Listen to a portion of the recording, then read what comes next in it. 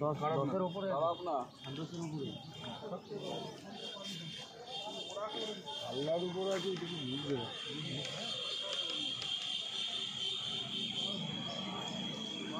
পুকুর মালিক যা নজর দিচ্ছে মাছটা উঠলে হয়। এ রানাদা উল্টো পাল্টা কথা বলছে কিন্তু তোমার নামে, বলছে পুকুর মালিক নাকি নজর দিচ্ছে।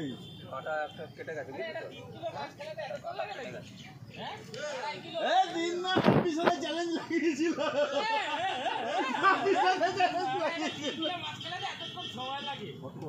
তুমি একটা লক্ষ্য করছো রূপমদা যেদিন থেকে দাঁড়িয়ে রাখা চালু করেছে ওদিন থেকে বড় মাছগুলো খাওয়া চালু করেছে।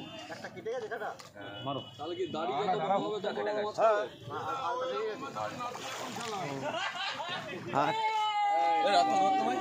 ছেড়ে দেবো, ছিপটা নিয়ে কনসেশন হবে, ছেড়ে দিই।